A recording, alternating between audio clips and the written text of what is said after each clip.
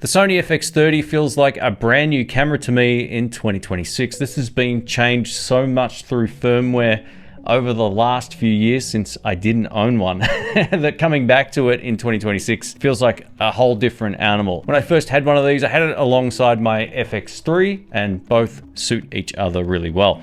I said at the time that the FX30 I felt represented far better value, and had I have done it all over again or knew that the FX30 was coming out, I would have got two of these as opposed to my FX3. Now the FX3 was a fantastic camera, but shooting in a multi-camera environment, these just represent awesome value for money. You can still get really great image quality, but it's not for everybody. But since owning one and trading my original one back in 2 years ago for a Lumix S9, I was thinking to myself, at the time I traded it in, what am I doing? I should have kept it. Only to sort of circle back to this camera 2 years later.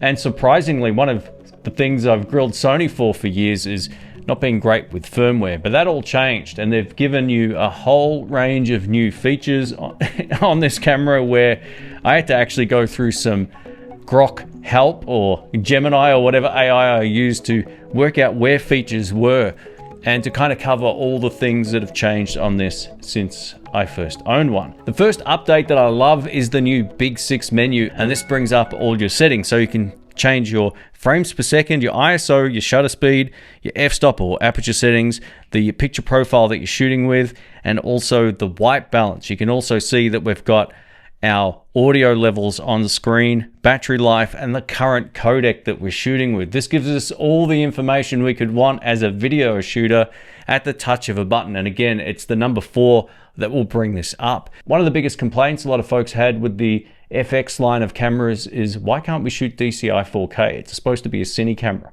Well, we can't.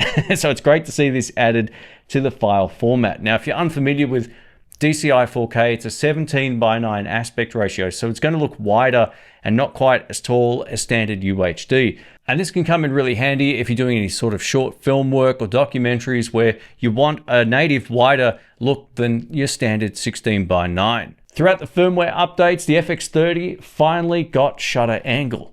Yes! So we can leave our shutter set to 180 degrees, switch frame rates and all that kind of stuff, and the shutter speed will be set correctly. I don't have to switch from like 50 shutter speed to 100 if I'm going between 25 and 50 frames per second. 180 degrees takes care of all of that. It's such a minor thing. I can't believe it took Sony so long to put it in, but it's fantastic to see it in the FX30. Now, if you like to work with anamorphic lenses, this third option is fantastic. We can go from the settings icon to display option into the desqueeze display and desqueeze our lenses in camera. Now, this doesn't have as many options as other cameras that I've reviewed, but we have 4 desqueeze display options, including 1.3 times, 2.0 times, 1.5 times, and 1.6 times.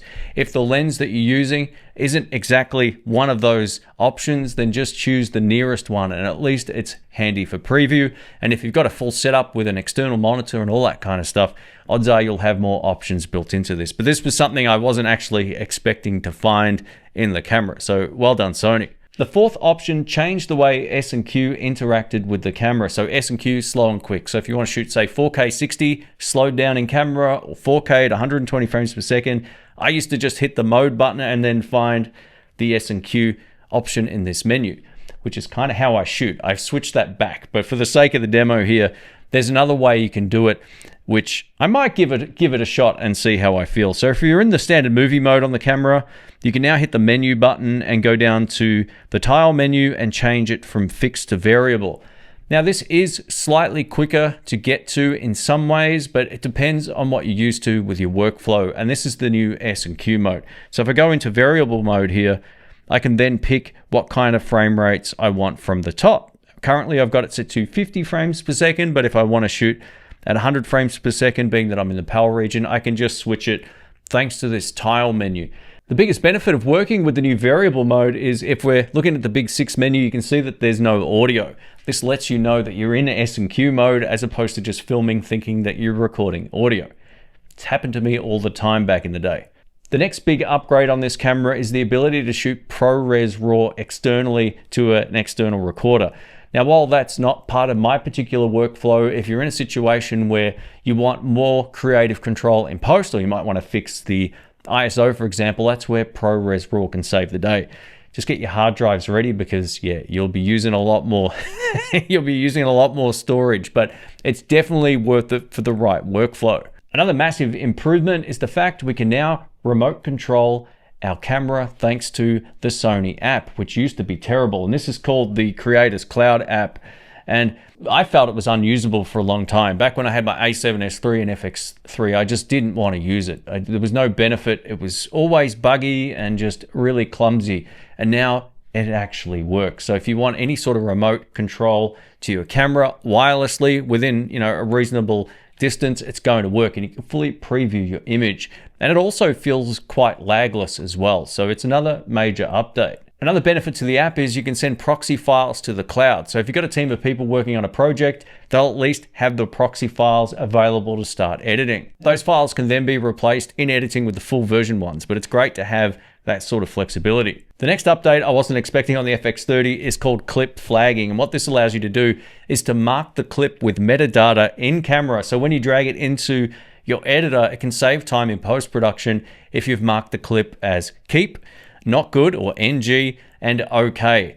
So say, for example, you're doing the same thing 3 times like I had to do with this. I could just mark one of those clips as keep, the one that I actually got right, and know that's the one that I want in editing. Let's say, for example, I've got 3 FX30s on set or in my studio here, and I've got a tight shot and I've got a wide angle or whatever.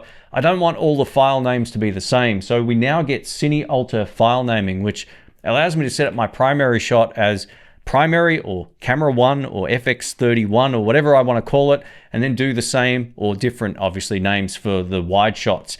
And this allows me to look at the file names and know exactly which camera was which. It's a small thing, but in a multi-camera situation, it's a massive thing to have. I like to set this feature up on all of my cameras that can support it, because if you're in a situation where you're shooting with multiple cameras, you want to know exactly which camera is which just by looking at the file names. The Sony FX30 doesn't have any sort of Ethernet port, but if you go and buy a commercially available USB-C to Ethernet port, you can now live stream directly out of the camera to the web. So this is done by RTMP or RTMPS. And this was something that I didn't see coming, and it really simplifies the way you can stream. Sometimes the Wi-Fi, which it has as well, isn't always reliable. It's always better going in hardwired to an Ethernet port if you can, and this gives you that option. I haven't tested this personally, but if you have, let us know how it performed. Lastly, I just want to touch on something that feels way better than I remember. So I used to complain a lot about the in-body image stabilization on Sony cameras. And while it's still not class leading by any stretch of the imagination, the FX30 actually does feel better than I remember. Now, one of the mistakes I made was testing a lot of third-party lenses with the camera instead of just using Sony ones, because the third-party ones are more affordable and all that kind of thing. I get to test a lot of lenses. But testing this with certain lenses again, I'm like, man, the IBIS feels so good compared to how I remember it. It's still not as good as other brands, so don't get it misconstrued, but it's way better than I remember. I don't have to post-stabilize a lot of the stuff if I'm using a Sony lens. It just feels like it does a really great job. Thanks to the gyroscopic data, I can post-stabilize my footage in post, which will give me some of the best results you're going to get. So there's that option as well if you're happy to use Gyroflow or Sony Catalyst Browse. But heads up, Gyroflow's better. Thanks to Peter Gregg for that one. So there you have it. That's a list of the most meaningful updates that I've seen for the Sony FX30, which makes it feel like a brand new camera in 2026. If you're thinking of getting into this camera, an APS-C, and you're like, oh, should I save up and get full frame? Get full frame if you're going to be shooting a lot of low light stuff. It really makes it easy. You don't have to worry too much about your ISO settings and how much light you have and all that kind of stuff. It's just going to look cleaner no matter what. So in those situations, full frame is better, but just value for money and image quality outside, even up until sundown, you can get such great results out of this. It's a perfect studio tool. The color science is nice. A lot of people sort of hang crap on Sony's color science. From the A7S3 onwards, they all look great. So yeah, it's easy. I modeled this Lumix color profile off my old FX3 because I liked it that much. So yeah, there's something to be said, I should say, about the color science on these cameras if you like regular picture profiles. If you're shooting in log, you can grade it however you want, but I like to save time, and yeah, I'm a big fan, and I'm so happy I've got one of these back. I might get another one day. Anyway, thanks for watching. Catch you soon. See ya.